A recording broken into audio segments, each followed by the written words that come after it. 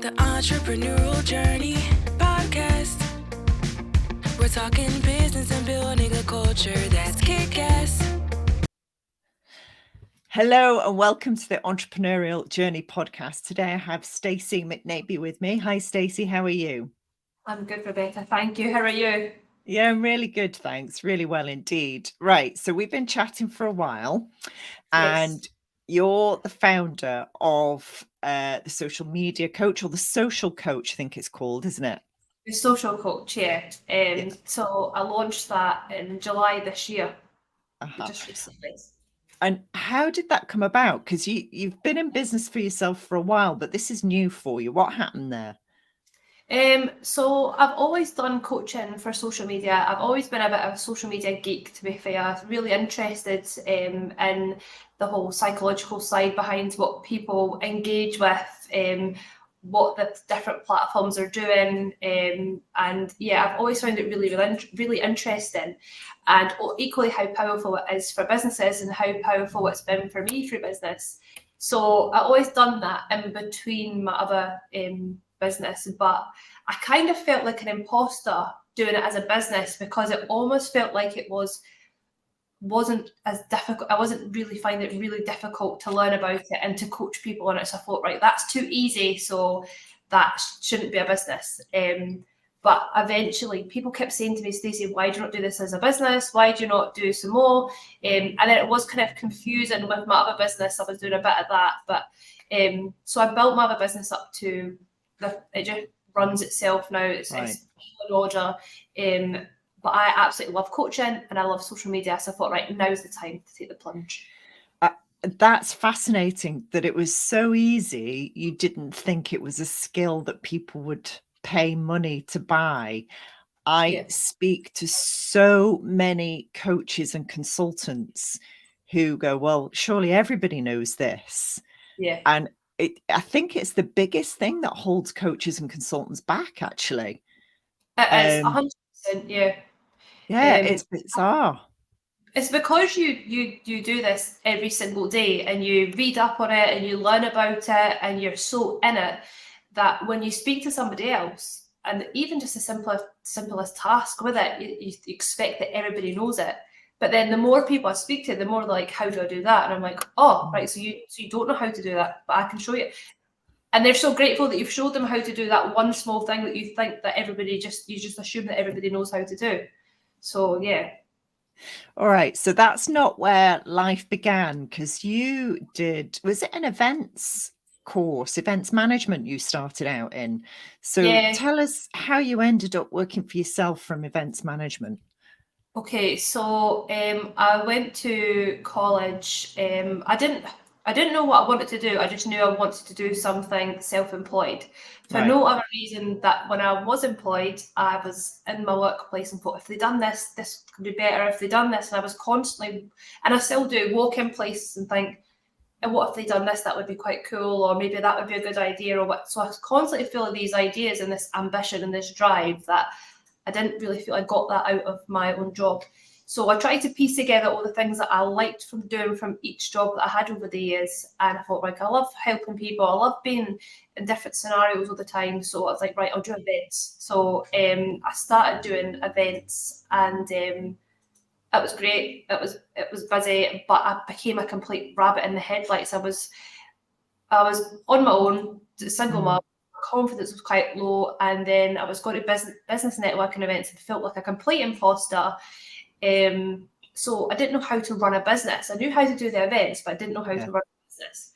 So then I thought, right, how many other women are sitting here that maybe don't have a lot of money, don't really have much time, don't have confidence, but don't really have that guidance or place where they feel that they can just be authentically themselves. So I was driving my car one day and I just got this idea. I was like, right, I need to bring together a community of women where they can network with each other, they can have events and come together, grow their confidence, grow their knowledge, and then that's where Boss Girls began.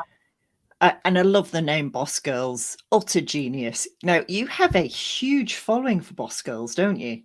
Yeah, quite big. It seems to grow and grow, and it's good because some people who are where I live, they also they know what Boss Girls is, so it's quite good. But it's obviously just grown and people know what it is instead of just being me. Yeah. Now, stop hiding your light under a bushel, Stacey. How big is the community for Boss Girls? Come on. I think in total we've got our online community works out to about 47,000 people. Yeah. So Yeah. and that's all through organic social media. That's grown. So yeah, which is phenomenal. And for those people outside of Scotland and outside of the UK, just tell people how small the community you come from is exactly. Well, you can't walk to the shop, which is 2 minutes away, without bumping into at least 5 people that you know. It is a really, really small community that everybody knows everybody. So yeah, it's much bigger. The community that we've got and where I live is a lot smaller than the community with Boss Girls. So it's definitely grown. It's outnumbered. It's my own place of living. So yeah. Yeah, and again, I don't know whether you've thought about this or aware of this, but there are so many people sitting in small towns and villages across the world saying, you know, how can I build a community? I'm not in London, I'm not in New York, I'm not in any major suburban area. So you've said you built that organically. How long did it take and what did it take to build it organically? So it took 3 years to get to there. Right. And I think if I had more knowledge at the start, it could have grown a lot more. There was a pandemic in between that as well, so there was kind of a bit of breaks in it. But it took 3 years to get to where we are, and it grows by the day. Right. And was that through Facebook or Instagram? Through Facebook, Instagram, and TikTok, the 3 places. So yeah, with the internet, there's just uncapped opportunities, and there's so many people you can connect with. We have got people from America, from Ireland. They're predominantly in Scotland and England, but yeah, I've spoken to people from the other side of the world through Boss Girls, and because we have the internet and because we have social media. So it just shows it doesn't matter how small it is that you live or how many people if you only have a small group of friends that you know, there's just endless opportunities as long as you've got access to the internet. Yeah, I agree. So clearly that's quite a skill you've got there, and I completely understand why you're now sharing that knowledge and expertise and putting a value to it. What kind of businesses and what kind of people are you helping? So with Boss Girls, we've got our small to medium-sized businesses and new starts that join us. With the social coach, it's people who, again, in business, and I'm equally doing a social media managers course, which is for people who are already social media managers or are looking to take that path as well, and to teach them how to manage people's social medias accounts, because it is such a growing industry. So a range of people, definitely. I think that course is brilliant. Yeah, I may have somebody to send on that course actually to you, because it's the only way. You can't be everywhere at once, can you? And you can't work one-to-one with clients everywhere. So you've got to teach them, or at least the people that they engage with, how to do this. Definitely. Have you been into schools yet to teach this? So that's my next step. I've had a couple of people contact me about going into schools. So with the course that I'm doing, it just kind of, I think at one point with social media, people didn't really take it seriously, or people didn't look at it as if it was a job, or you just post pictures online, or you post videos and all. But I think now people are starting to realise the impact that social media has on businesses, and the importance of having people either in their team or that they outsource to that has that knowledge that can drive their business forward. Because the good thing about social media is it is free, and there's endless opportunities, so you can connect with people all over the world. So if businesses aren't utilising their social media, then they're potentially leaving a lot of money sat on the table, and opportunities as well. Yeah, I agree. I think obviously my 14-year-old daughter teaches me how to use TikTok, and critiques all the videos that we're currently posting and tells me where I'm going wrong. And do you know, she's the expert. I am not the expert at all. And neither do I want to be the expert either. There's other stuff that I do. Out of the platforms that are out there, which one do you think has got the best future potential for business? It does depend on the business, but I think one of the leading platforms at the moment is going to be your TikTok, and then YouTube.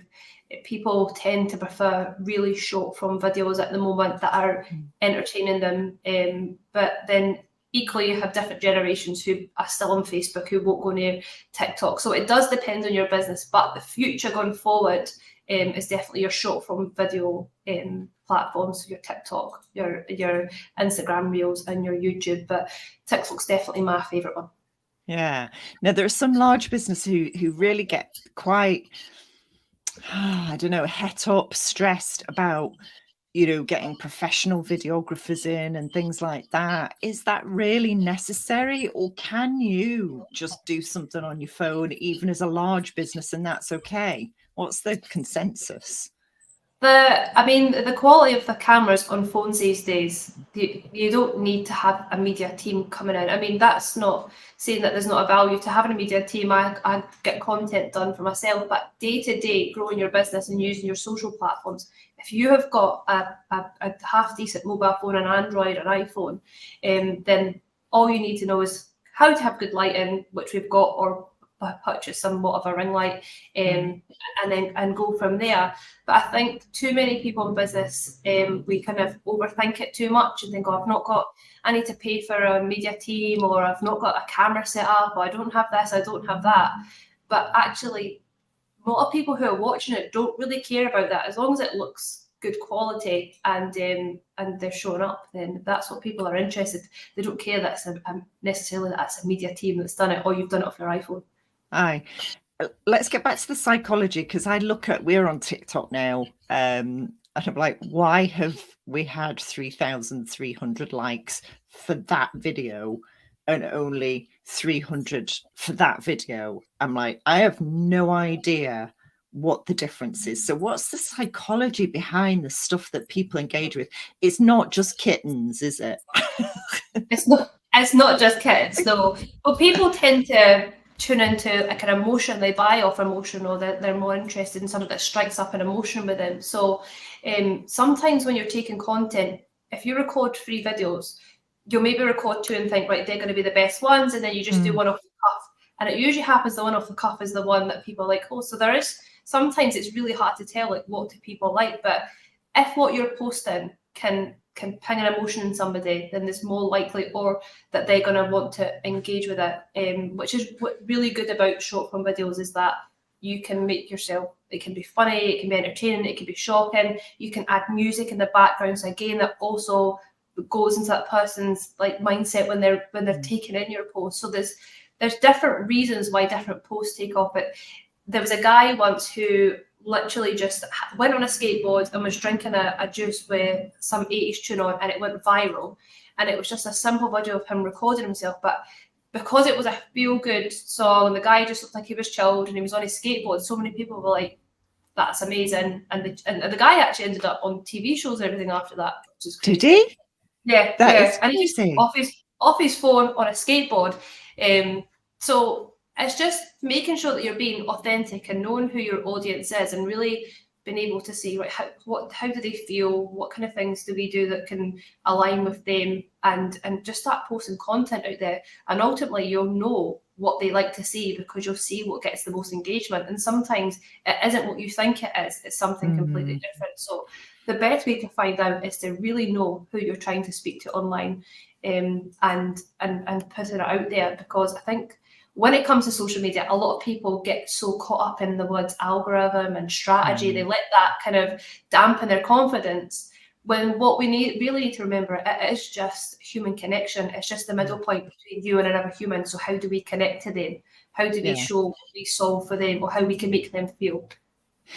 I like that. How do you want your potential customers and clients to feel? I think that's really good. And you can only turn up as yourself Yeah. Because if they turn up to buy from you and they find out you're somebody different, then they're going to be really disappointed.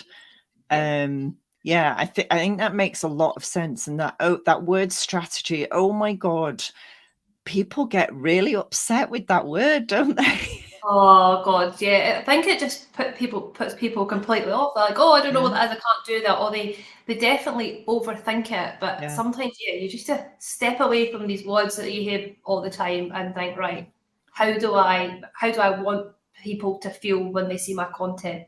And being authentic. 100 times the always being authentic. Yeah, I think that's like, if anybody's listening to this and they're thinking about putting content out there, I think that's the question to ask themselves, isn't it? How do I want them to feel?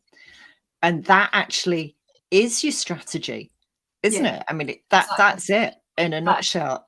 Yeah.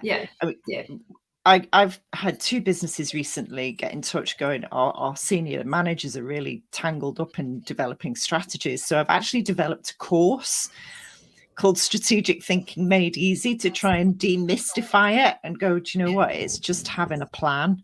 Yeah. And then doing the plan. That's it. Exactly, yeah. And it creates so much stress, and people think, oh, I can't do that, I don't know what that is, and they just avoid it. Or then we then start looking for excuses of reasons why we can't do it, because I don't have the right strategy, or people will say, well, I've posted 3 times this week and I've not had a client. It's just, it doesn't work like that. Doesn't work like that. I love the fact that it's taken you 3 years to get to 47,000 people for Boss Girls. And that people think that they post 2 pictures or post twice on LinkedIn and go, well, where are my clients? I'm like, no, you have to turn up every week, even if it's only once a week. It's better more than that. But, if even you can do once a week, every week, consistently, with a consistent voice, consistent messages. Yeah, definitely.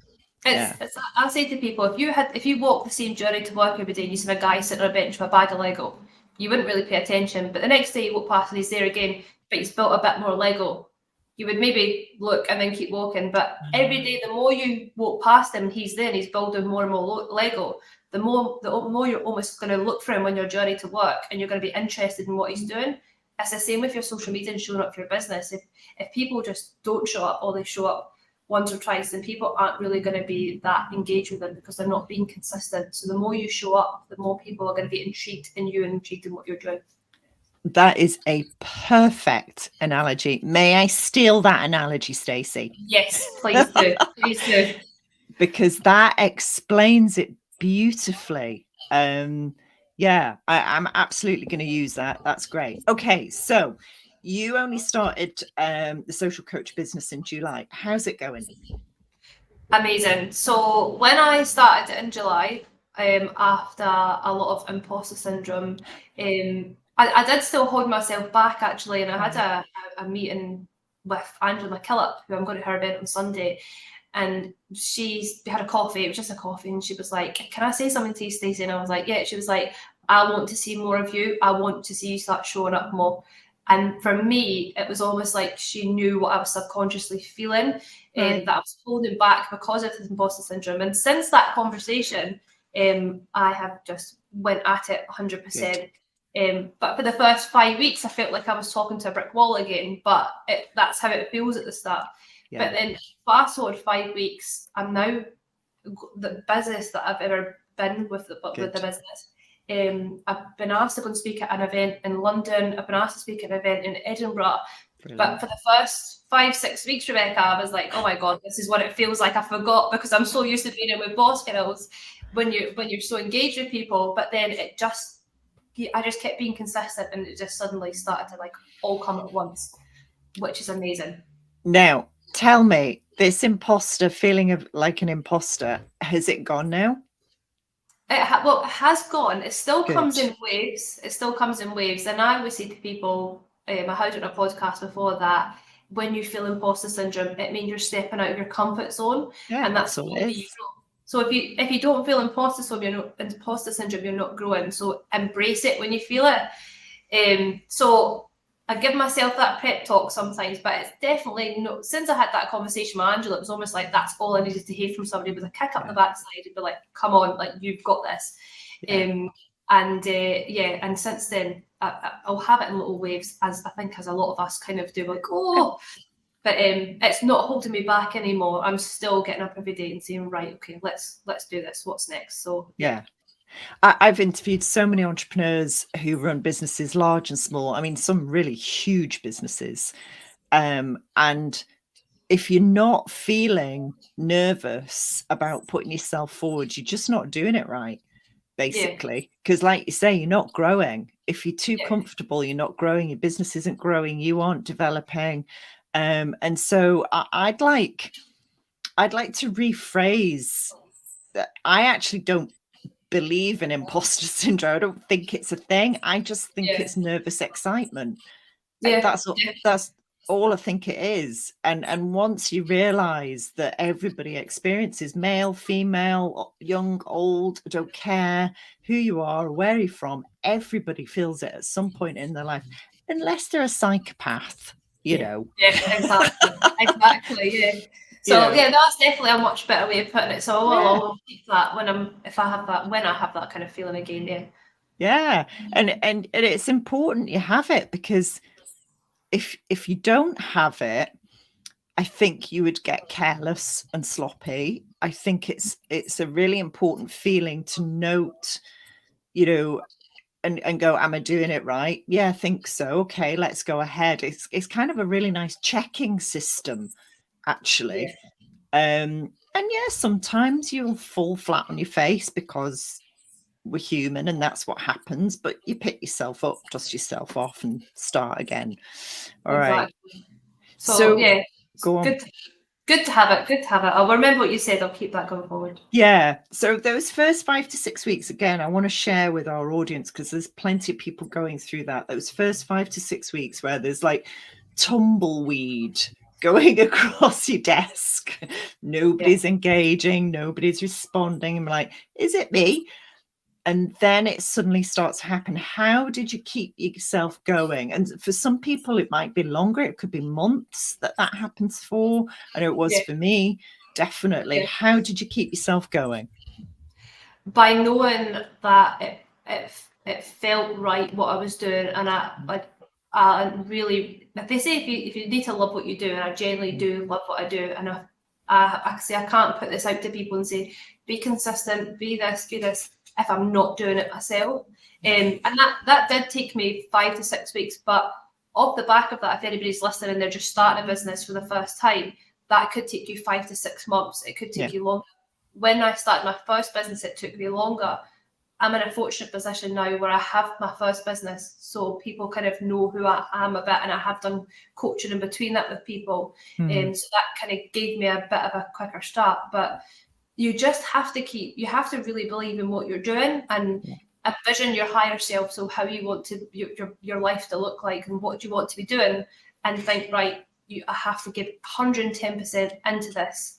And then like hard work will always pay off. It doesn't matter.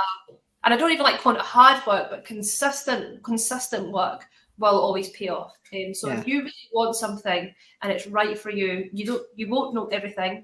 You never will know everything. You'll always be learning. You'll always be making mistakes, but you have to keep showing up, and you'll know in your gut what feels right for you. And that 110% felt right in my gut for me. And sometimes I need to remind myself that I have built up a big social media presence organically. I have worked with other businesses. I do spend so much time, like each week, learning about social media and constantly learning, because it constantly updates. So just reminding myself like where I'm at and what I know, and this is what I should be doing. So I completely agree. And I think even just turning up, you know, we've talked about consistency, but so many people just don't turn up. They'll shy away.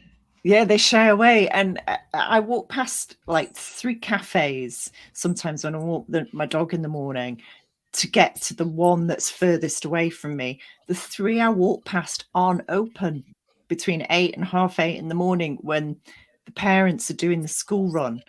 And when, you know, tradespeople are after a coffee and a roll or whatever, or just before they go to work, the one that's furthest away from me is consistently open at 8:30 in the morning every single day, apart from Sunday and when they open at 9. But I know that that's the one I go to because he just shows up. Yeah, exactly. And that's a really good point as well, because I say to people as well, people will often judge their business on how many likes they're getting on social media. But over those 5-6 weeks of me consistently posting, there was people watching what I was doing. Yeah. And they would reach out to me. So it's just like you walking past his coffee shop, you're saying, well, they're not open. So, and I would keep posting, and people would message me and say, I've been following you for a while now, or I've been meaning to reach out to you. If you aren't consistent and you aren't showing up, these people don't have any journey to follow. They won't get to know you at all. So just because people aren't buying from you or messaging you right away, it doesn't mean that at some point they will, because it might not just be quite the time for them. Yeah. But if you show up and be consistent, then it never will be the time with them and you. Yeah, totally. So, right, you've got this business, social coach. Where's it heading? Where do you want to take it? So what I want to do is that I want to get my social media managers course out there as much as possible to help build the confidence and knowledge of people who are already social media managers, but equally people who want to start their own career path of being a social media manager. It comes from a business point of view and a personal point of view as well. When I was in a position where I didn't want to be employed, I wanted to work from home around my children because I had that whole mum guilt. And I think this course and having this career will give people that flexibility of not having to work in the 9 to 5, or people who get that anxiety on a Sunday before work. So these people who they think potentially social media is something for them, it gives them a really good start, that they're not just going into the industry guessing and learning as they go. It kind of really helps them from the start with their confidence and their knowledge. It saves them so much time and money from the offset. And then second to that, getting and working with businesses who I know are really good. I know businesses are really good, but I look on their social media and it doesn't reflect it. And people spend so much time, 2.5 hours a day on social media. And if they're looking for a hotel or a restaurant, or they're looking for somewhere, they will judge you off what they see on their social media. If Joe Blogs next door has got a bit of social media presence, they might not be what you are, but they're going to go to them because their first impression of them, it looks much better. So working with businesses to say your social media account's free with the right consistency and strategy that we put around it, you could build your business up to be fully booked, or to take it to the levels you want. We're an example of that. I operate from my office in my house. We've got clients on the west coast of America. Right. Okay, hang on. I think we're back on now. I've got you back. Do you know what it was? It was my phone rang silently and it interrupted because I'm linked to 5G. We'll cut that out, Stacey. That's fine. So if your business, so social coach, if it had a personality or a character, how would you describe it? I would say the personality would be very fun, simple, and like a good energy. Yeah. I want to take away the complications of social media and let people know it can be fun. It's a social place to be sociable. So let's make that fun. It doesn't need to be this big scary thing that some people think or avoided, or people say I hear all the time is I'm too old for social media, that's one, or I don't have the time for social media, but then they're equally stressed about not having a full diary with it. So it's not that they don't have the time, it's just that they don't have the knowledge and the confidence for their social media. So if they can nail that, then they will definitely have the time, because they'll see the benefits they get from it.